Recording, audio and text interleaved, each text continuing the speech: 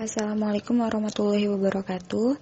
Di sini kami kelompok 10 ingin menjelaskan materi mengenai CAMEL yang beranggotakan Arinda Salsabila, Asma Dewi Septanur, dan Indria Meliana Damayanti.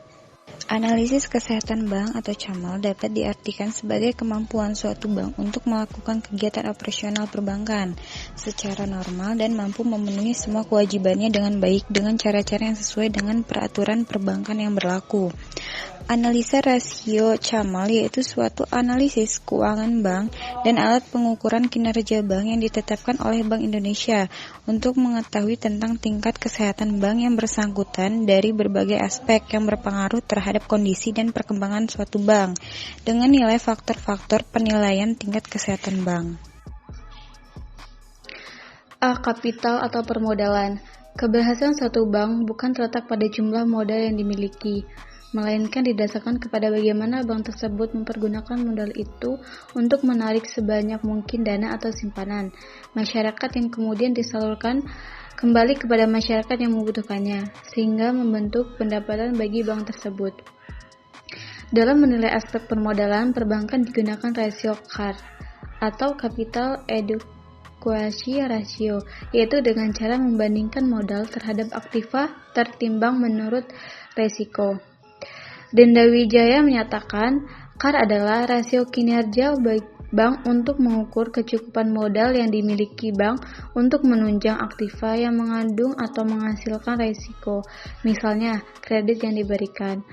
CAR merupakan indikator terhadap kemampuan bank untuk menutupi penurunan aktivanya sebagai akibat dari kerugian-kerugian bank yang disebabkan oleh aktiva yang beresiko. Setiap bank yang beroperasi di Indonesia harus memelihara CAR sebesar 8%.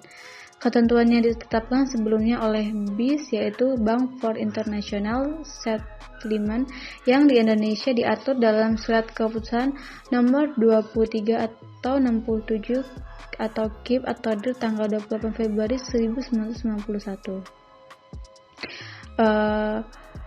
Yang didasarkan pada standar ditetapkan oleh Bank for International Settlement yang berkedudukan di Brussels, Belgia.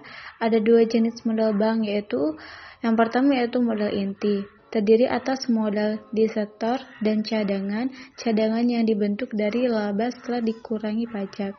Yang kedua yaitu modal pelengkap, terdiri atas cadangan yang dibentuk tidak dari laba setelah pajak serta pinjaman sifatnya tidak dipersamakan dengan modal. Tinggi rendahnya CAR suatu bank akan dipengaruhi oleh dua faktor utama, yaitu besarnya modal yang dimiliki bank dan jumlah aktivitas tertimbang menurut resiko yang dikelola oleh bank tersebut. Hal ini disebabkan penelitian terhadap faktor permodalan didasarkan pada rasio modal terhadap aktiva tertimbang menurut resiko. B. Aset. Aset atau aktiva bank akan dinilai berdasarkan kualitas aktiva produktif atau KAP dan rasio penyisihan penghapusan aktiva produktif terhadap aktiva produktif yang diklarifikasikan. Sesuai lampiran dari Surat Edaran Bank Indonesia Nomor 6/23/DPNP tanggal 31 Mei 2004 kepada semua bank umum yang melaksanakan kegiatan usaha secara konvensional perihal sistem penilaian tingkat kesehatan bank umum, matrik perhitungan atau analisis komponen atas setiap faktor.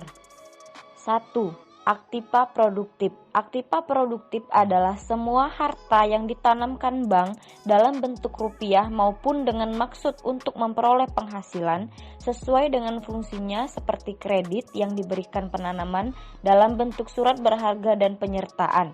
2. Aktiva produktif yang diklarifikasikan. Penggolongan aktiva produktif yang diklarifikasikan adalah berdasarkan kolektabilitas aktiva produktif, yaitu keadaan pembayaran pokok atau angsuran dan bunga kredit oleh nasabah serta tingkat kemungkinan diterimanya kembali dana yang ditanamkan dalam surat-surat berharga dan penanaman lainnya. C. Manajemen. Untuk menilai kualitas manajemen dapat dilihat dari kualitas manusia dalam mengelola bank. kualitas manusia juga dilihat dari segi pendidikan dan pengalaman para karyawan dalam menangani kasus yang terjadi. Dalam aspek ini yang dinilai adalah manajemen umum dan manajemen risiko. Penggunaan net profit margin juga erat kaitannya dengan aspek-aspek manajemen yang dinilai baik dalam manajemen umum maupun manajemen risiko, di mana net income dalam aspek manajemen umum mencerminkan pengukuran hasil dari strategi keputusan yang dijalankan dan dalam tekniknya dijabarkan dalam bentuk sistem pencatatan, pengamanan, dan pengawasan dari kegiatan operasional bank dalam upaya memperoleh operating income yang optimum. Sedangkan net income dalam manajemen resiko mencerminkan pengukuran terhadap upaya mengeliminir resiko likuiditas, resiko kredit, resiko operasional, resiko hukum, dan resiko pemilik dari kegiatan operasional bank untuk memperoleh operating income yang optimum. D. Earning atau rentabilitas. Analisis rasio rentabilitas bank adalah alat untuk menganalisis atau mengukur tingkat efisiensi usaha dan profitabilitas yang dicapai oleh bank yang bersangkutan. Analisis rasio rentabilitas suatu bank antara lain: 1.